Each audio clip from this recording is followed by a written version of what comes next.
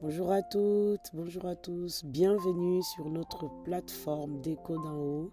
Nous sommes ravis de vous retrouver après ces semaines qu'on a passées longuement autour de notre atelier sur l'impudicité et le vêtement.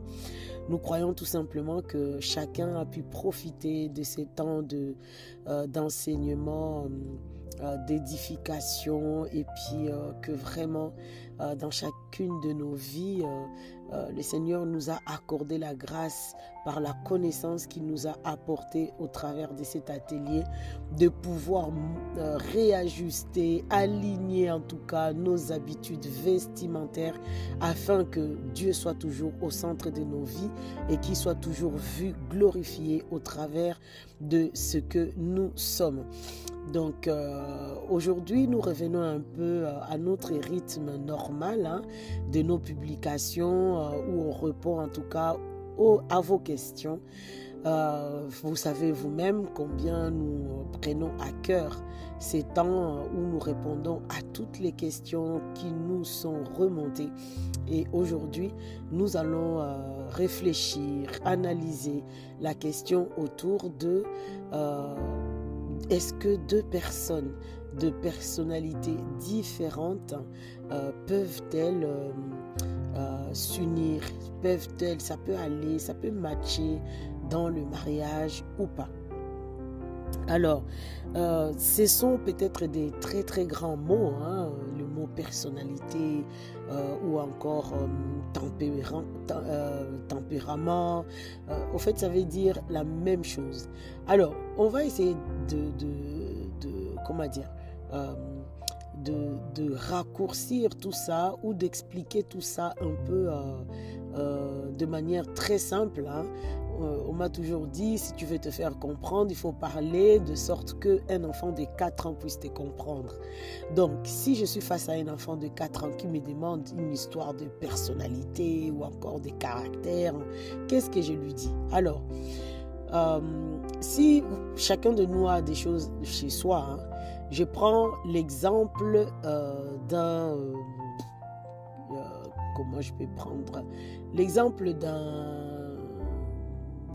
d'une casserole, d'un gobelet. Prenons l'exemple d'un gobelet. Moi, j'ai en face de moi un gobelet qui est rouge.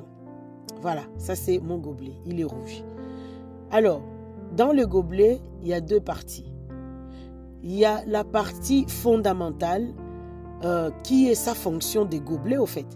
Ça veut dire que il va me servir de verser mon café dedans, de le garder au chaud et puis je peux le boire, le siroter tout le long de la journée ou tout le long de jusqu'où je vais aller et que je vais finir. Ça c'est la fonction de mon gobelet.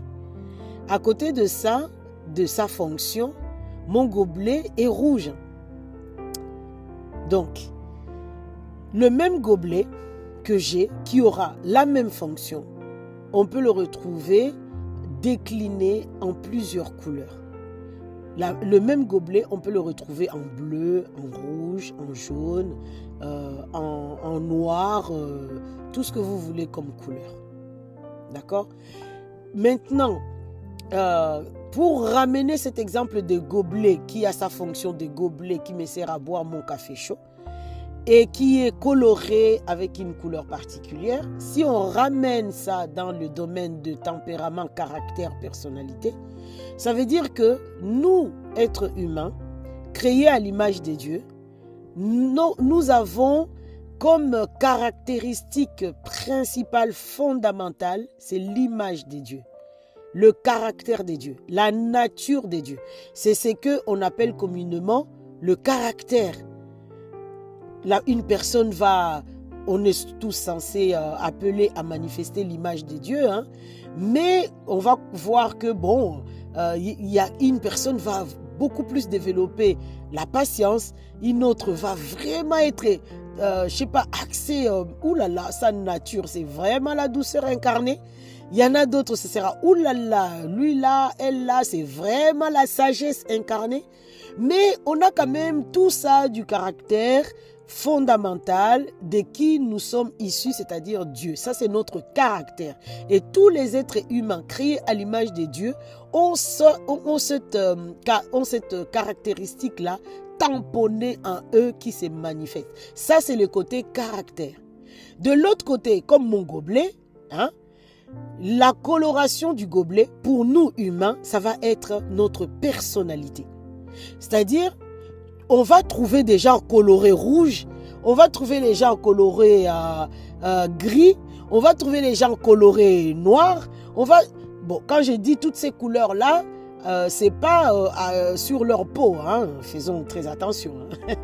C'est vraiment dans leur être de manière intrinsèque et spirituelle et invisible. Quand je dis spirituel, c'est pour dire invisible. Donc on ne peut pas toucher à l'œil, de manière physique. Donc, un côté, l'être humain a le caractère et de l'autre côté, il a la personnalité. Et la personnalité, c'est comme un peu ta couleur. Et parmi les humains que nous sommes, on a plusieurs types de couleurs en fait. Maintenant, la question qu'on demande ici, c'est que est-ce que deux personnes de personnalités, des couleurs différentes, si vous avez compris mon exemple, est-ce qu'ils peuvent matcher dans le couple? La question est un oui massif. C'est un oui massif. Parce que si nous avons compris que le mariage est spirituel, si nous avons compris que les êtres humains qui se marient, ils se marient dans leurs 3 dimensions, c'est-à-dire leurs esprits se marient, leur corps se marie, c'est-à-dire fusionne, et leur âme fusionne. Ils deviennent une seule chair. Maintenant, du point de vue caractère, c'est-à-dire image de Dieu, ils seront devenus complémentaires parce que chacun, on a tous un peu de Dieu. Il y a un côté qui sera beaucoup plus prononcé que l'autre. Ça, c'est pas grave. Mais bon, c'est déjà le caractère de Dieu. C'est déjà super, c'est parfait. Mais quant aux couleurs, vous savez, même dans la nature, en mixant 2 couleurs, on peut générer une 3e couleur qui est juste formidable, quoi. Quand on mélange, par exemple, le bleu, je crois, avec le jaune, je ne sais plus quelle couleur ça nous donne, je ne sais plus. En tout cas, on sait qu'il y a 3 couleurs fondamentales et puis après, on décline les autres couleurs. Donc, dans les personnalités de chacun de nous, en fait, c'est exactement ce qui se passe aussi dans le mariage. 2 personnes de couleurs différentes, peuvent-ils se marier? Bien sûr. Et j'ai même envie de dire que ce sera beaucoup plus riche parce que si on mélange 2 couleurs différentes, on sortira une 3e ou d'autres déclinaisons. Mais si on prend 2 couleurs identiques, on mélange le rouge et le rouge, bof, c'est un peu ennuyeux, quoi. Ça s'appauvrit, quoi. Voilà. Mais la couleur de chacun est vraiment complémentaire de l'autre. Oui à cette question. Est-ce que 2 personnes de personnalités différentes peuvent-ils se marier? La réponse est oui. Et c'est vraiment un oui très très massif. C'est vraiment un grand oui. Pour finir, je vais vous donner un exemple. L'électricité. On sait que l'électricité, pour qu'il y ait électricité, on a besoin de 2 pôles différents, complètement opposés. On doit trouver le pôle positif et on doit trouver le pôle négatif. Quand on associe les deux, on a clac, la lumière soit et la lumière fut. C'est exactement ce qui se passe au niveau de personnalité. Lorsque on mixe 2 personnes de personnalités différentes, arrivent à s'unir, donc on arrive à faire l'électricité, c'est-à-dire, allez, on génère le courant, on génère l'électricité, l'électricité, la lumière, les prises électriques qui vont avoir la fonction de faire tout ce que nous pouvons faire. Donc, 2 personnalités différentes, c'est vraiment complémentaire pour générer quelque chose de magnifique. Tout comme deux couleurs différentes, c'est magnifique quand on les mélange, ça nous génère une troisième couleur si ce n'est pas d'autres déclinaisons encore.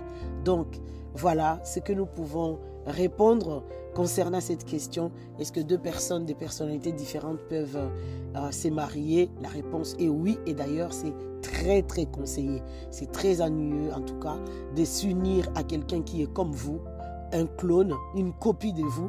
C'est pas riche. C'est toujours très très enrichissant de se marier à quelqu'un qui est l'opposé de nous, de manière, comment on dit, personnalité, mais qui est identique à nous par rapport au caractère de Dieu.